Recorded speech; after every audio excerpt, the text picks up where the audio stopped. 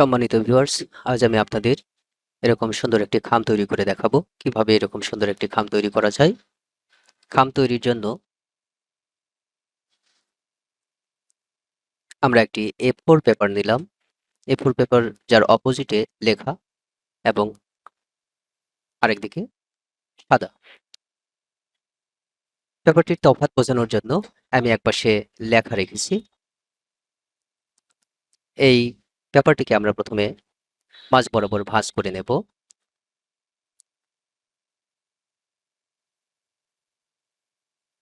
ভাঁজ করে নেওয়ার পর খুব শক্তভাবে ভাঁজটা করে নেব।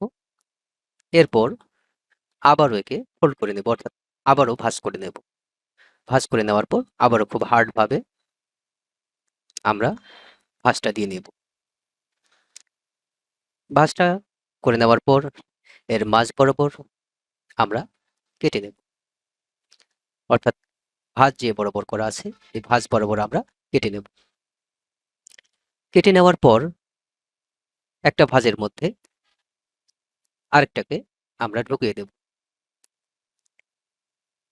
এরপর আবারও রুলারটা দিয়ে কেটে নিলাম। কেটে নেওয়ার পরে ঠিক লেখার অংশটি আমরা এক পাশে করে দেব, সাদা অংশটি এক পাশে করে দেব। অংশটিকে এক পাশে করে নেওয়ার পর এক পাশে লেখা এক পাশে সাদা। এরপরে স্কেল দিয়ে আমরা খুব সুন্দর করে সমান সমান মাপে কিছু অংশটা ভাঁজ করে দেব। এরপর তার বিপরীত পাশে ভাঁজ করে নেব।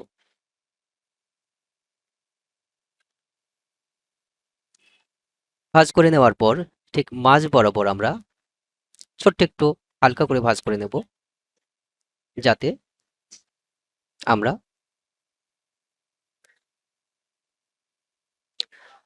মাঝের একটু বেশি আমরা অপোজিটে যে পাশে লেখা আছে লেখাটাকে ভিতরে রাখবো। রেখে ঠিক মাঝ বরাবর আঙুল রেখে অর্ধেকের একটু বেশি করে খুব শক্তভাবে ভাঁজ দিয়ে নেব। ঠিক বিপরীত পাশের অংশ যাতে আরেকটার ওপরে পড়ে, ঠিক এভাবে আমরা ভাঁজ করে নিয়ে লেখা অংশটিকে ভিতরে ফেলবো। এরপর খুব শক্তভাবে আবারও ভাঁজ দেব। এরপর দাগের অংশটুকু থেকে সিজার দিয়ে কেটে নেব। চার কর্নার আমরা সিজার দিয়ে কেটে নেওয়ার পর আমাদের সামনে এরকম অংশ দেখাবে, কেটে নেওয়া অংশ দেখাবে। এর পরবর্তীতে আমরা ভাঁজটা খোলার পর যে অংশ বরাবর দেখাচ্ছি এরপর সিজার দিয়ে কেটে নেবেন। একটু তির্যক করে কেটে নেবেন, এপাশেও একটু তির্যক করে কেটে নেবেন। কেটে নেওয়ার পর আমাদের সামনে ঠিক এরকম দেখাবে।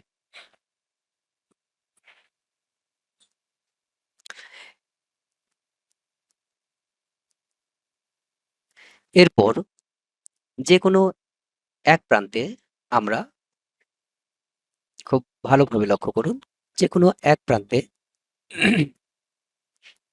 আমরা আঠার জন্য ফাঁকা করে নেব। একটি কাঠি ব্যবহার করে ফাঁকা অংশটিতে আমরা আঠাটা পেস্ট করে দেব।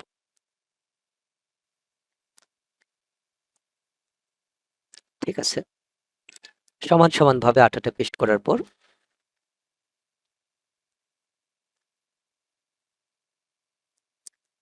আঠা পেস্টিং করার পর আমরা আঠাযুক্ত অংশটিকে ভিতরে রাখবো এবং অপর অংশটিকে বাইরে রেখে ঠিক মাঝ বরাবর আমরা চাপ দিয়ে আঠাটাকে শক্তভাবে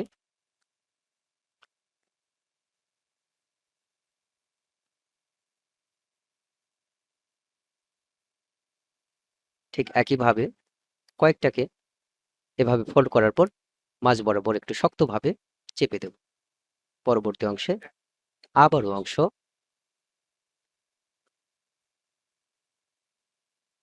আচ্ছা,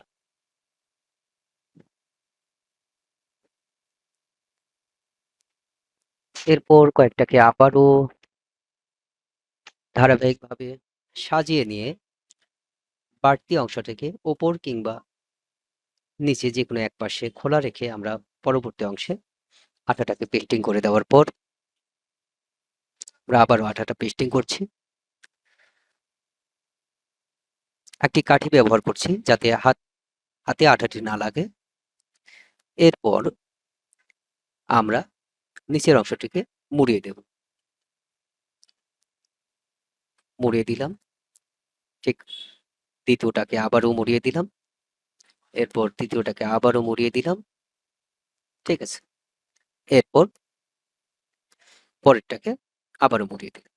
এভাবে মুড়িয়ে দেওয়ার পর সবগুলোকে সুন্দরভাবে রেখে এভাবে সুন্দর একটি খাম তৈরি হবে। তো আপনারা প্রসেসটি দেখে প্র্যাকটিস করবেন। তাহলে আপনাদের উচ্ছিষ্ট কাগজ দিয়ে এভাবে আপনারা নিজেদের প্রয়োজনের জন্য ছোট ছোট খাম তৈরি করতে পারবেন। ধন্যবাদ সবাইকে সাথে থাকার জন্য। পরবর্তীতে আবারও কোনো টিউটোরিয়াল নিয়ে আপনাদের সামনে হাজির হব। ততদিন সুস্থ সুন্দর থাকুন। আল্লাহ হাফিজ।